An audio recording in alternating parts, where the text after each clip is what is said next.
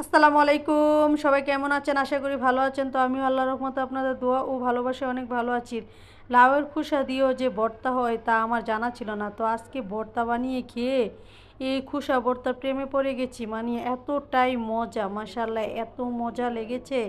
আপনারা এভাবে ট্রাই করে দেখবেন শুধু একবার, তাহলেই বুঝতে পারবেন যে লাউয়ের খোসা দিয়ে এত মজার ভর্তা হয়।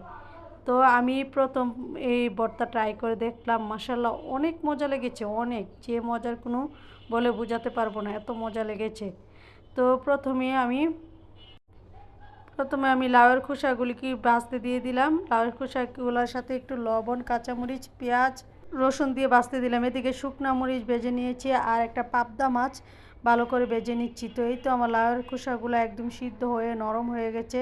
আমি এত ভালোভাবে ডিটেলসে দেখাতে পারিনি, লাউয়ের খোসা কাটার ভিডিও ছিল তো অনেক লম্বা হয়ে যায় ভিডিও, তাই শর্টকাটে দেখিয়ে দিলাম। প্রথমে আমি শুকনা মরিচগুলোকে ভেজে নিচ্ছি।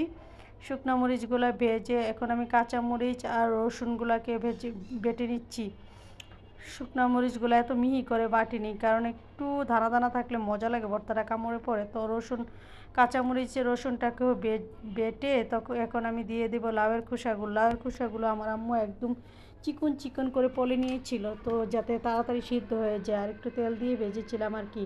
তো এখন লাউয়ের ছিলকা ইয়াগুলো দিয়ে দিলাম, খোসা ভাজাগুলো দিয়ে এখন ভালোভাবে বেটে নেব। দেখুন মাশাল্লাহ কত সফটভাবে সিদ্ধ হয়ে গেছে, একদম নরম হয়ে গেছে। তো ভালোভাবে বেটে নিচ্ছি। এই খোসা বাটার ভর্তা যে এত মজা হয়, আমি সত্যি না জানলে না বানালে বুঝতাম না যে এতটা মজা হয়। তো খোসাগুলো বেটে নিয়েছি, এখন আমি মাছটাকে বেটে নেব। মাছটাকে ভালোভাবে কাটা কুটা সহ একদম পিষে নিয়ে বেটে, যেন কোনো কাটা না থাকে। তো 2-3 বার করে আমি মাছের কাটাগুলোকে বেটে নেব, যেন একদম একদম মিশে যায় মাছের ইয়ার সাথে, ভর্তার সাথে। তো আবারও মাছগুলোকে বেটে নিচ্ছি। তো বেটে আমি ভালোভাবে একদম মিহি করে নিচ্ছি আর কি।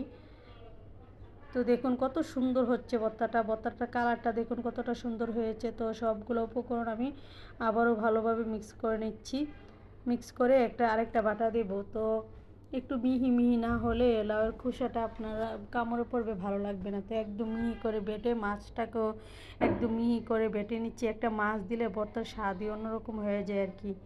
তো সব কিছু বেটে এখন আমি কাঁচা পেঁয়াজ নিয়েছি, পেঁয়াজটাকে আমি বাটিনি, পেঁয়াজটাকে হাতে চটকিয়ে নিব। তো ভর্তার সাথে লবণ দিয়েছি, পেঁয়াজের সাথে লবণ, ধনিয়া পাতা দিয়ে ভর্তার সাথে ভালোভাবে মিক্স করে নিচ্ছি। তো তেলে যখন ভেজে নিয়েছি খোসাটা, কাঁচামরিচ, রসুন, তাই আমি আর আলাদা করে সরিষার তেল দেবো না, এভাবে মজা লাগে। তো এখন সরিষার তেল দিলে আর আমার কাছে তেমন ভালো লাগে না, তাই এইভাবে দিয়ে দিলাম। তো ভর্তাটাকে ভালোভাবে মিক্স করে আমি অল্প করে ভাত নিয়েছি, নিয়ে ভর্তার সাথে ভালোভাবে মিক্স করে খেয়ে নিচ্ছি। কী যে মজা হয়েছে বলে বোঝানোর মতো নয়, এতটাই মজা হয়েছিল। তো সবাই এভাবে ট্রাই করে দেখবেন একবার ভর্তাটা।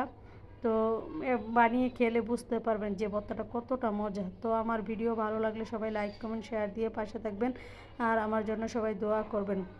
তো খেতে খেতে আমি আমার ভিডিও শেষ করছি। আল্লাহ হাফেজ, আসসালামু আলাইকুম।